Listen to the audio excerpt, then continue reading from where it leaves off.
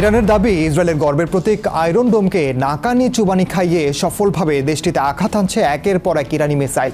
বিশ্বের সবচেয়ে উন্নত আকাশ প্রতিরক্ষা ব্যবস্থা দাবি করা আয়রন ডোমকে ফাঁকি দিয়েই তাণ্ডব চালানোর দাবি তেহরানের। ইরান জানায় তারা ইসরায়েলের সামরিক গোয়েন্দা কেন্দ্র এবং মোসাদের পরিকল্পনা কেন্দ্র লক্ষ্য করে হামলা চালিয়েছে, আর সেখানেই ইসরায়েলের উন্নত ক্ষেপণাস্ত্র প্রতিরক্ষা ব্যবস্থা কোনো কাজে আসেনি।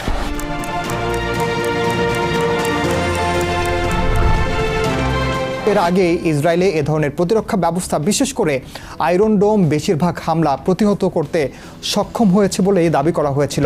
তাহলে ইরানের হামলা মোকাবেলা করতে পারছে না কেন ইসরায়েল? ইরানি ক্ষেপণাস্ত্র কিভাবে এই প্রতিরক্ষা ভেদ করলো তাই জানাবো এবারের দৃশ্যপটে। সঙ্গে আছে আমি ওমর ইনান। ইসরায়েলের দাবি তাদের আয়রন ডোম 90% পর্যন্ত সফলতা অর্জন করেছে। 2011 সাল থেকে এটি প্রতিটি সংখ্যাতে রকেট প্রতিহত করেছে চমৎকারভাবে। কিন্তু এবার ইরান ছুড়েছে 400-র বেশি ব্যালিস্টিক ও ক্রুজ মিসাইল, সঙ্গে শত শত ড্রোন। আর যে কারণে প্রতিরক্ষা ব্যবস্থায় যেন ক্লান্ত।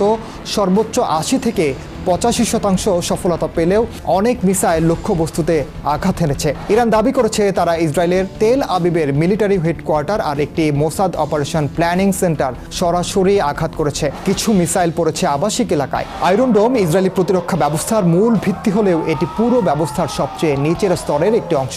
এটি একটি বহুস্তর বিশিষ্ট সমন্বিত প্রতিরক্ষা ব্যবস্থার অংশ। আয়রন ডোম আকাশ থেকে আগত কোনো রকেট বা ক্ষেপণাস্ত্র শনাক্ত করে, তার গতিপথ নির্ধারণ করে এবং সেটিকে মাঝপথে ধ্বংস করে দেয়। ইসরায়েলের দাবি এর সফলতা প্রায় 90%। 2006 সালে হিজবুল্লাহর সঙ্গে যুদ্ধের সময় রকেট হামলার মোকাবেলা করতে এটি তৈরি করা হয় এবং 2011 সালে এটি কার্যকর হয়। এই ব্যবস্থা মূলত নিচু পাল্লার রকেট থামাতে ব্যবহৃত হয়, যা বড় প্রতিরক্ষা ব্যবস্থা শনাক্ত করতে সক্ষম নয়। আয়রন ডোম ছাড়াও ব্যালিস্টিক ক্ষেপণাস্ত্র প্রতিরোধে ব্যবহৃত হয় অ্যারো 2 এবং অ্যারো 3 ইন্টারসেপ্টর। এই ক্ষেপণাস্ত্রগুলোকে আকাশে ধ্বংস করার জন্য তৈরি করা হয়েছে। অনেক সময় এটি মহাকাশের সীমানার মধ্যেও কাজ করে বলে দাবি ইসরায়েলের। এছাড়াও আছে ডেভিড স্লিং, যেগুলো মাঝারি ও দীর্ঘ পাল্লার ক্ষেপণাস্ত্র আটকাতে পারে। পাশাপাশি রয়েছে terminal high altitude area defence ব্যবস্থা। ড্রোন প্রতিরোধে এয়ার টু এয়ার মিসাইল ব্যবহার করে ইসরায়েল, যেখানে যুদ্ধ বিমান বা হেলিকপ্টার ড্রোন ধ্বংস করা হয়। ইরান কিভাবে সফলভাবে ইসরায়েলের প্রতিরক্ষা ফাঁকি দিল তা জানাবো। আগে বলে নেই এই আকাশ প্রতিরক্ষা ব্যবস্থা কিভাবে কাজ করে।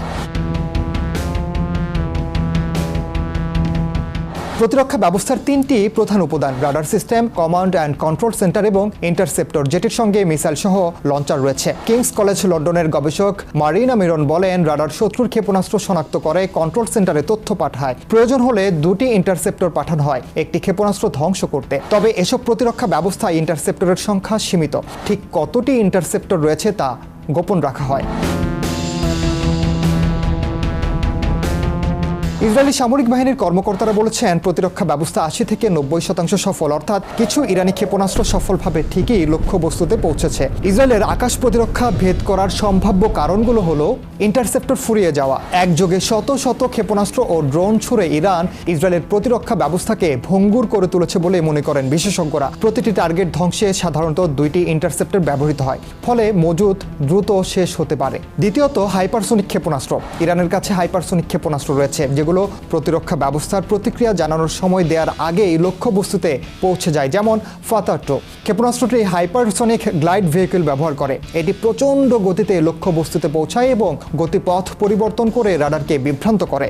আর তৃতীয়ত, ক্রুজ মিসাইল। ইরানের হোভেজে নামক ক্রুজ মিসাইল কম গতির হলেও এটি বিমানের মতো নিচু উড়ে গিয়ে প্রতিরক্ষা ব্যবস্থাকে ফাঁকি দিতে পারে। চতুর্থত হলো ডেকয় বা প্রতারণামূলক টার্গেট। ইরান একাধিক ভুয়া লক্ষ্যবস্তু পাঠিয়ে ইসরায়েলি রাডারকে বিভ্রান্ত করে এবং আসল মিসাইলের জন্য পথ খুলে দেয়। এই কৌশলে ইন্টারসেপ্টরের অপচয় হয়।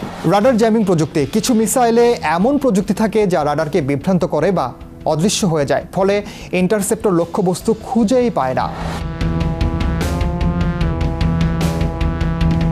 বিশ্লেষক গ্যাটোপোলাস বলছেন, এই যুদ্ধ এখন মূলত অবসন্নতার লড়াই। ইসরায়েলি বিমান ইরানি লঞ্চার ধ্বংস করতে তৎপর, কিন্তু ইরান ইসরায়েল দূরত্ব 1700 কিলোমিটারের বেশি হওয়ায় সেখানে টিকে থাকা কঠিন।